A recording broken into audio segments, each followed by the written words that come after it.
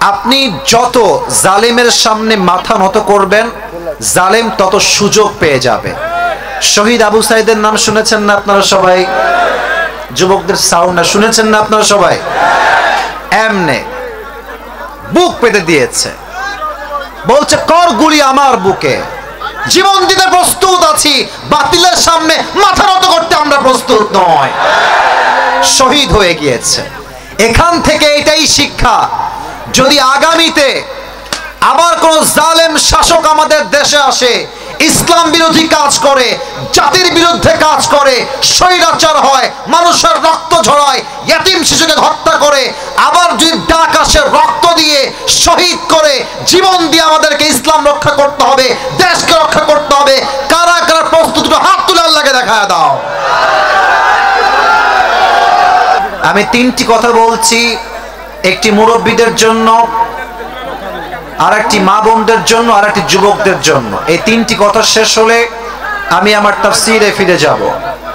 প্রথম কথা আমার প্রিয় মুরব্বী আব্বা জানের জন্য, যারা আব্বা জান এসেছেন তারা মেহেরবানি করে কানটা খাড়া করবেন, পরিবেশ খুবই খারাপ, যা বলছি একটু বোঝার ট্রাই করবেন, অল্প কথা, সংক্ষেপ কথা।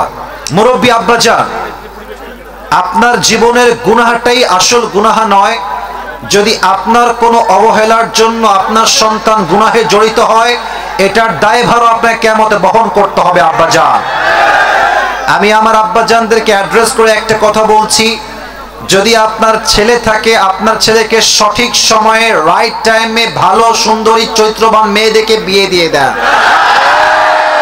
সামনে তো শীতকাল চলেই আসছে, অলরেডি শীত পড়েই গেছে।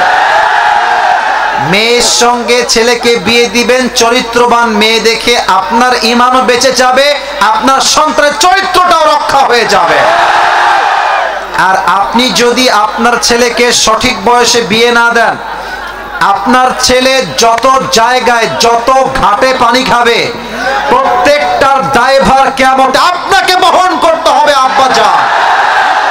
আর হ্যাঁ, আব্বারা আমাকে বলবেন যে হুজুর আমার ছেলে তো ইনকামই করতে পারে না, বিয়ে দিব কেমনে?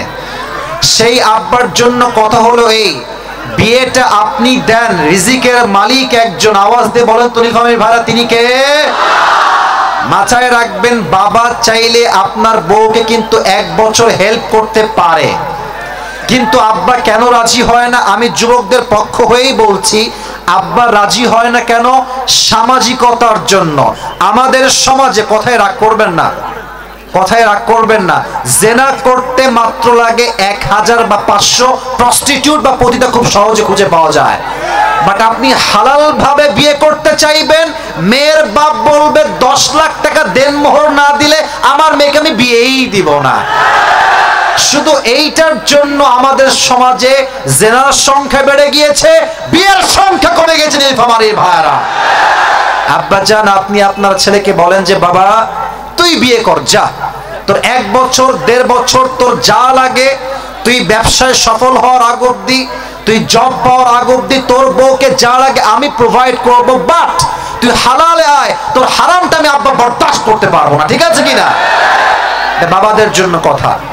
দ্বিতীয় কথা আমার প্রিয় মা বোনদের জন্য, পরিবেশ অনেকটা শান্ত হয়েছে মাশাআল্লাহ, তোমরা আর সাউন্ড করো, তোমাদের পায়ে আমার হাত, সাউন্ড করো না, আর না প্লিজ।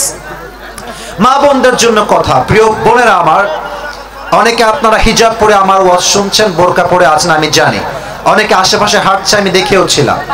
আমার প্রিয় মা বোনদের জন্য একটা কথা খুব নরম ভাষায় বুঝিয়ে বলতে চাই, প্রিয় মা প্রিয় বোন আমার, হিজাব পড়লেই, নেকাব পড়লেই, বোরকা পড়লেই কিন্তু আসলে দিনদার হওয়া যায় না। আমরা দেখেছি পার্কে, রাস্তা ঘাটে যত মেয়েরা প্রেম করে বেড়ায়, তার 80% মেয়েরা বোরকা পরে প্রেম করে বেড়ায়। আর দেখলে মনে হবে यार ये तो अभी के अभी दुनिया में जन्नत से भाग के आई है यार, इतनी अच्छी कोई हो सकता है यार। मेरे दोस्त, बात तो ये है कि ऊपरे फिटफाट ভেতরে পুরোটাই সদরঘাট। অতএব বোরকাওয়ালি দেখলেই পাগল হয়ে যেও না, সব বোরকার তলে কিন্তু দিন লুকায় থাকে না যুবক ভাইরা। অতএব প্রিয় বোন আমার, বোরকায় চরিত্রবান নয়, নিজের আসল চরিত্র ঠিক করবে যে দিনদার মেয়ে হবে সে। আল্লাহ প্রিয় বোনদেরকে বোঝার তৌফিক দান করুক, পড়া আমিন। আর একটা কথা বোনদের উদ্দেশ্যে না বলে পারছি না, রাগটা করবেন না তো নীলফামারীর ভাইরা? আপনাদের না আসতে হয়ে গেছে, রাগ করবেন না তো আপনারা? আসলে বাবাকে বলে লাভ নাই, মেয়েরাই আজকাল টাকাওয়ালা ছেলে ছাড়া বিয়ে বসতে চায় না। তুমি ট্রাই দাও, তুমি ট্রাই করে দেখো, দেখবা যে তোমাকে মেয়েটা চেহারা দিয়ে নয়, তোমার প্রথম দিকই দেখবে তোমার টাকা কয় টাকা তুমি কামাই করতে পারো তোমার মাসে মাসে। আমি অনেক মেয়েকে দেখেছি অল্প বয়স, 18 বছর বয়স, বিয়ে করেছে 70 বছরের টাকলা বুইড়াকে জাস্ট টাকার জন্য, আর কিছু না। আমার প্রিয় বোন, আপনাকে আমি সম্মানের সঙ্গে বলতে চাই, টাকা দেখে বিয়ে করলে টাকা পাবেন, বাড়ি পাবেন, গাড়ি পাবেন, ডুপ্লেক্স ট্রিপ্লেক্স ফ্ল্যাট পাবেন, বাট ওয়াল্লাহি রব প্রদত্ত মনের একটা আত্মকেন্দ্রিক শান্তি আপনি কখনো খুঁজে পাবেন না। এই শান্তি পেতে চাইলে আপনার চরিত্রবান যুবককে বিয়ে করতে হবে। আল্লাহ প্রত্যেকটা মা বোনকে বোঝার তৌফিক দান করুন, পড়া আমিন। শেষ কথা আমার যুবকদের জন্য, যুবকরা একটা কাশি দাও। তোমরা যে আজকের এই মাহফিলে বসেছো, তোমরা সবাই খুশি না বেজার যুবক ভাইরা? আজ কত তারিখ নভেম্বর মাসের কে বলতে পারে? 5 আগস্টের পরে একটা কথার মাঝে একটা ভাইবই আসছে আলাদা, তাই না? স্বাধীন আমরা। আগে হক কথা বললেই বলতো রাজাকার, কথা না বললে ওয়াজ করতে পারবো না, সো সরি। আগে কি বলতো? আগে বলতো জঙ্গি, হক কথা বললেই মৌলবাদী। এখন কেউ বলুক না, বাপের বেটা হলে কর না রাজাকার, একবার পিঠের চামড়া একটাও থাকবে না আজকে। অতএব এইসব ভণ্ডামি বাদ দেন। আমরা স্পষ্ট ভাষায় বলি ভাই, আমাদের উপরে জাতির পিতার নাম চাপাই দিলে সে জাতির পিতা হয়ে যায় না। মুসলমানদের জাতির পিতার নাম বঙ্গবন্ধু নয়, মুসলমানদের জাতির পিতা ইব্রাহিম আলাইহিস সালাম। কোন সন্দেহ আছে আপনাদের? আপনারা কি ভয় টয় পান নাকি রে ভাইরা আমার? আরে ভয় নাই, মুসলমান তো কাপুরুষের জাত নয়, মুসলমান সিংহের জাত নীলফামারীর ভাইরা। আচ্ছা আমি দিচ্ছি ভাগাভাগি করে, প্রথম তাকবীর দিবেন বিবাহিত ভাইরা। বিবাহিত ভাইরা কে কে আছে একটু হাত তুলেন তো দেখি। হাত নামান। বিবাহিত ভাইরা তাকবীর দিবেন প্রথম, সেকেন্ড তাকবীর সিঙ্গেল, থার্ড তাকবীর সবাই মিলে এমন জোরে দিবেন স্টেজ ভেঙে আমি নিচে পড়ে যাব। প্রথম তাকবীর দিবেন বিবাহিত ভাইরা, সবাই বিবাহিত ভাইরা কাছে দেন। বিবাহিত ভাইরা জাস্ট লিল্লাহি তাকবীর। এই সিঙ্গেলরা সাউন্ড ভালো আছে রে, তোমরা হেরে যাবো নাকি? সিঙ্গেলরা কাছে দাও। লিল্লাহি তাকবীর। বিবাহিতরা ফেল। সিঙ্গেলদের গায়ে শক্তি আলাদা কষ্টের জন্য যুবক ভাইরা। এবার আমরা সবাই মিলে তাকবীর দিব, সিঙ্গেল ম্যারিড বুইড়া যুবক সবাই মিলে জোরে দিবেন একটা, সবাই একটা কাশি দেন। লিল্লাহি তাকবীর। আল কোরআনের আলো,